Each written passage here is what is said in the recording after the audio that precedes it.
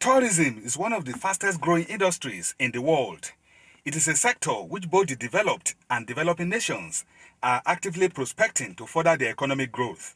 The United Nations statistics have revealed that tourism is currently the second largest foreign exchange earner for the developing countries, Nigeria inclusive. Described as Museum of Colonial History and Tourist Haven, Kogi State ranks among the richest states in the country in terms of historic relics and monuments, natural tourist features, as well as colorful festivals. From the natural existence of the confluence of rivers Niger and Benue to Mount Patti, which is about 1,500 feet above sea level, and other heritage sites, Kogi State is richly endowed. Evidences of colonial administration and control of Nigeria, headed by Lord Lugard, dating back to the 18th century, also abound in Lokoja.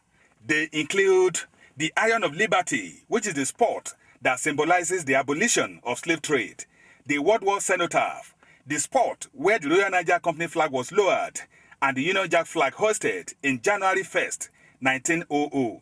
Behind me is Kogi State Government House. It was the seat of government when Lord Lugard administered Nigeria in 1914.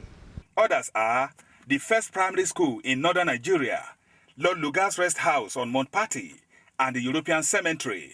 The list also includes the Lord Lugard Senior Staff Quarters, now housing the National Museum, Lokoja Club, built in 1901, as well as tombs of emirs of Funtua Toro, late emirs of Zaria, Bida, and Kano, as well as the first prison and bank in northern Nigeria, among others. It was at this point on Mount Patti that a British journalist, Flora Shaw, who later became Lord Lugard's wife, observed and named Nigeria, coined from Niger area.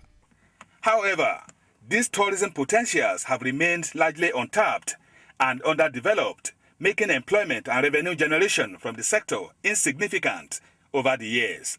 Tourism is a gold mine that is still not fully utilized. It's underutilized in Kogi State, and that has been the story. Some of our cultural festivals are internationally recognized, and I talk quickly of the Boat Regatta in Ira, the Dambit Festival I used to have in Lokoja, and of course the OVSS. These are age-long traditional festivals that can be commercialized. A lot are yet to be even identified in villages. A lot of colonial relics in villages. A lot of caves where our fathers lived and defended themselves militarily in the past. A lot of market sites, a lot of burial sites, a lot of bridges, a lot of roads, a lot of mountains and hills that are sacred and relevant to the history and culture of the people. So all these things we have to have a master plan to bring them together. Stakeholders say they can be developed to attract huge and sustainable revenue generation from local and foreign visitors. Let's develop whatever we are doing to international standard for our people. And then the foreigners will come, or outsiders will come, international tourists will come. Outbound tourists will come. Inbound tourists will come. So you need institutional framework, you need a legal framework, you need to have institutions created at the state and local government level, and of course, government should partner with private sector. These are the things we can do. And if we do that, of course, we start earning revenue from tourism. Kogi State government and investment experts say the state is sitting on potentials capable of turning around the fortunes of the state and reduce dependence on federation allocation.